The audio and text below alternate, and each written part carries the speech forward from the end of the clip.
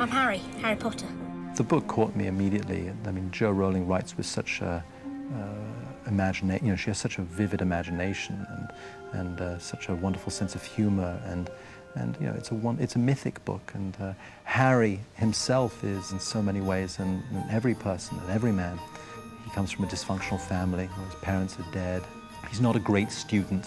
I think many of us can relate to that. And yet he's capable of great things. You must be the youngest Quidditch player in a century, according to McGonagall. I remember hearing a story when I was being interviewed for the directing job of the first Harry Potter film. People were talking about combining two of the books together, or three of the books, just to pick out, because it would be easy as a director, I have to admit. Pick out your favorite action sequences, you put them in one film, and you've got a great Harry Potter movie, but then you've destroyed the whole series. When I first met Jo, I made a promise to her that we would be faithful to the book. And that was of paramount importance to myself and Steve Clovis when he was hired and Chris Koloumbis when he was hired. This has probably been the most challenging thing I've done, because to condense the book is extremely difficult. And then there's a certain amount of care you have to take in terms of selecting those moments you want to be in the movie so that they'll represent the entire book. There's been some criticism from certain people that we've been too faithful to the book. My feeling is if you're a fan of the book, you need to be faithful. If you love something, you should be faithful to it. I can't think of anything I've written where they said that's impossible. I think what everyone has done is taken on the challenge of being faithful to the book. Jo Rowling's probably been my greatest asset during the 2 years I've been working on this, because she's been, you know, incredibly available, very generous with her time. She has such a depth of knowledge, a knowledge that goes far beyond what's in the books. In a way, I look at the book as a tree, and we see the tree, but she has knowledge of all the roots. You know, she has endless notebooks filled with ideas and thoughts and notes on Hogwarts and the world and the characters. One of the mantras in the film for us when we were making it was, we want this to be unlike anything we've ever seen. We want to do things that are unlike anything, that really you have no other filmic reference for. Jo Rowling creates these worlds. You don't have any filmic reference for a ceiling that reflects the night sky. It's not real, the ceiling. It's just bewitched. We didn't have anything to look at. You don't have a filmic reference for a Quidditch game. You know, I don't envy Chris in the sense that, you know, when you have a scene like Quidditch that lives in the minds of readers, and they have it worked out in their head in this extraordinary fashion, to realize that for film is, you know, I think terrifying on some level, because you want to deliver in every way possible. But I think that's part of the fun of it. Jo Rowling conjures up these images so vividly that bringing them to life just felt like a very natural, as I said, organic process. Hogwarts was a place that should look as if it's been built by magic, constructed by magic, and we felt that that was important in terms of the construction of the set and in terms of the construction of the model, of the look of all of Hogwarts. Yet at the same time, it had to feel timeless. It had to feel as if it's existed forever. It had to be sort of a little grungy, a little dirty, but it still had to have some integrity and reality. I mean, you do walk into these sets, wherever you may be, here at Leavesden Studios, and you feel like you're at the school, which is a remarkable achievement from our production designer, because Stuart Craig designed all of this, and we were all, you know, sort of unified in a similar vision. We all wanted it to feel very real. Hogwarts is 1,000 years old. So that process and that knowledge leads you to finding and realizing that the only architecture that exists from them is the great cathedrals. And so that was the starting point. That was the trigger. That was the key that unlocked the whole thing. What we were aware of is building a world that was real, a world that would last, or that would seem that would have been there forever and that would last forever. The chief material used in the set construction on this film is plaster. Does anybody feel like we shouldn't be here? They make molds, impressions of real things, and then out of those molds are cast solid sheets of brickwork, sculptures, you know, oak beams, whatever you need. The floor in the Great Hall is made of actual York stone, which has a greater degree of permanence than other materials we might have used, which is a good thing, given that we have 400 kids in and out of there each day. The Great Hall was the dining hall at Christ Church College in Oxford. We took the idea and the physical dimensions of that hall at Christ Church, and I think we improved on it, at least as far as the specifics of this movie are concerned.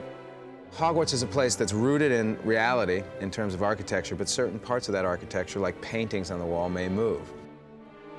That's the thing that's wonderful about this place, is it feels real, but if you turn a corner, you may see a ghost, you may see something that's a little magical, it's a little unreal, which is kind of interesting.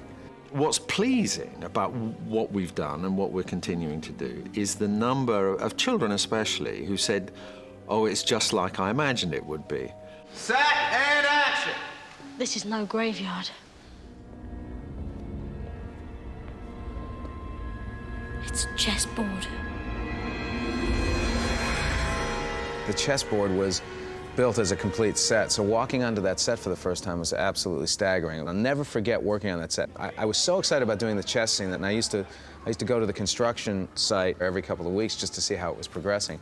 When I got there on the day when the pieces actually arrived and the set actually started to take shape, I was just amazed by the scope of it. And I thought, when we light this properly and we shoot it with specific lenses and we put these little kids in this world, it's going to feel completely magical. I think this is gonna be exactly like Wizard Chess. The visual effects for me was a great challenge because I'd never worked with visual effects before. I always shied away from visual effects because I just felt that I'd get bored with them or I wouldn't be interested in them. Now that visual effects have reached a point that I've become obsessed with them. Out of action, come up immediately. Because if you get an idea that morning where you say, I'd love a ghost to pass through the table here, it doesn't take weeks of planning. You can actually do it. Hello! I think there are somewhere between 700 and 800 visual effects shots in the film, so that undoubtedly was a great challenge, bringing Quidditch to life, bringing the troll, Fluffy, Voldemort, all to life, you know, a great challenge. But somehow it didn't feel it didn't feel impossible. It, as I said, evolved oh so naturally from the book. For Quidditch, particularly, we always felt it was important that Quidditch feels like a real sport, meaning that if you did have broomsticks that flew, and if you had access to a stadium with 3 enormously huge golden hoops, if you could believe that all those things were possible, if we could make the audience believe that, then we could create a sport that people believed actually was being played. Oh, Mail's here. 80% of the owls that you see on screen are real. Gary Giroux, our animal trainer, was in England. He had access to more owls, I think, than you could ever find in America. So we were able to train all sorts of owls. Owls are beautiful creatures, but they are difficult to train. When you see Hedwig deliver Harry's Nimbus 2000, his broomstick, we see some of the owls delivering mail. Now, obviously, we didn't fill this room with owls, but we did do several shots with real owls delivering mail here, which is incredibly difficult, but we added some CG owls to fill the room because you couldn't, in terms of training these owls, you couldn't get more than a few in at a time or else they would start running into each other. It's true then, what they're saying on the train. Harry Potter has come to Hogwarts. Harry Potter.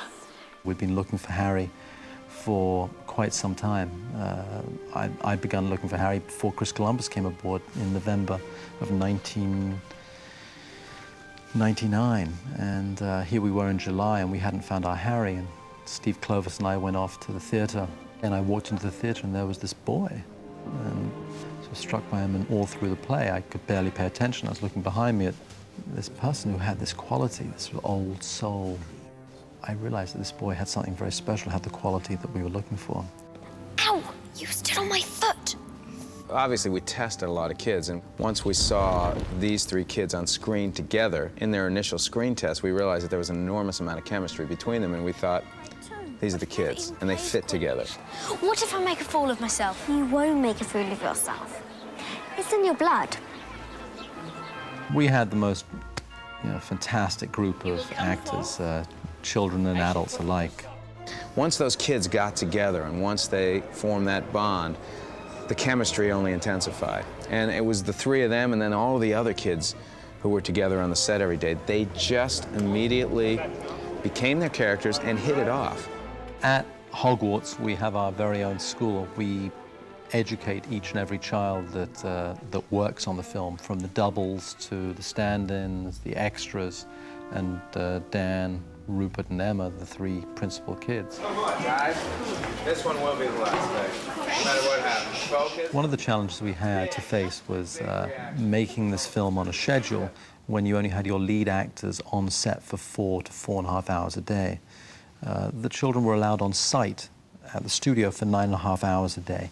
Of that, 3 hours were given over to education, which was often one-on-one tutorials. An hour for lunch, 15-minute breaks every hour. And that meant that we essentially had the kids for 4.5 hours a day, which is tough. But we had brilliant kids, and they did really well. They had a great time doing it. They seemed to laugh an awful lot. One of the challenges we faced was trying to stop them smiling in the middle of takes. They had such a good time. I like working with kids because they're very enthusiastic about being here. You take these 3 kids in the film, and the 3 of them together have such an enthusiasm about being on the set, about being involved in the world, that they're willing to give 150%. You can't let them down. I can't be sitting in the background on my chair just yelling action and cutting and not involving myself. I like to become an active participant in what's going on. Set, and action! I think it all stemmed from Chris, really, Chris Kolambuss, who has 4 children of his own and creates the most wonderful atmosphere on set. It really feels like one big family. The key for me is to bring out the enthusiasm I have for these characters and these books myself, to bring that particular enthusiasm out in the actors. Hello, sir. And in doing that, you have to feel a certain love for actors. I personally love working with actors. That was the first thing that brought me into filmmaking. I wanted to work with actors. We were just a bit too eager that time. Had tremendous energy. I didn't even get to Yeah, I was terrified. The adults were fantastic. They exhibited great patience, great support, and obviously great talent. There was a lot of playing around, and I think it was Dan and Rupert. They reprogrammed Robbie Coltrane's mobile telephone into Turkish, which caused a little bit of a dismay on Robbie's part. One of the most exciting things about these films would be to see the same cast throughout the 7 films and to see them grow throughout their years at Hogwarts. That may be a pipe dream, that may not be possible, but it would be, from a cinematic point of view, very exciting. You would actually see Harry Potter grow from an 11-year-old to a 17-year-old. Excellent work, guys. Good work. Great. We're going to do it one more time. Perfect, but we got to go again. Inevitably, when you make a film, there are things you'd like to do over and work, and when you see a film, you go, oh, I wish I could have done that again. And one of the things that advantages you have when you make a second film in the same world is you get to work on some of those things. Well, we learned so much. First, in the process of making the film, we learned so much about different elements of the book, the characters, Quidditch, that we take what we've learned from the first film, apply it to the second film, take the things we didn't like from the first film and change it. Quidditch is pretty close to how I dreamed it. What we've got in the second film is we've honed it a little bit. It'll be, I think the movement will be a little faster. We're also incorporating a trench around the outside of the field, which will be where a big portion of the action takes place as Harry is chased by a bludger throughout the field. In Harry Potter and the Chamber of Secrets, we have many new characters, amongst them Gilderoy Lockhart, wonderfully narcissistic and self-promoting new professor of the dark arts, being played by Kenneth Branagh. And we meet Ron's father, Arthur Weasley. Lucius Malfoy, who is Malfoy's father, who is wonderfully evil. We get to meet a new student, a kid by the name of Colin Creevey, who's an obsessive fan of Harry Potter, who's constantly taking his photographs. Another character we meet is Ginny Weasley, who's Ron Weasley's younger sister. There's also little characters sprinkled in and about. We get to meet Madame Pomfrey, who runs the hospital for the first time. We meet Madame Sprout, who runs the greenhouse. The other thing that we have in the second film, which I really love, is the flying car, which Harry and Ron fly a Ford Anglia to Hogwarts, which is a cause of much havoc and mayhem and a lot of fun. We also meet the Whomping Willow, which is a tree that is a willow that whomps. Some new interesting characters and the same gang of characters coming back. Harry, at a certain point in the second book and second film, is a suspect in the horrors that are going on at the school, and in so being is cast aside and is looked on with both fear and dislike by many of the students. And you're telling a story that's a little bit darker than the first one, and and the characters are a year older, so they're a little more complex, and little things are happening with each character. A host of really wonderful, eccentric, mad, original characters that Joe has concocted that will be seen in the film. Thought you were leaving without saying goodbye, did you? I think I'm most proud of the fact that the fans of the book and just seem to love this film, and that's important. That's important to me. It's been a few years filled with the most amazing experiences, the most amazing moments. It's been a great journey. I'm very lucky.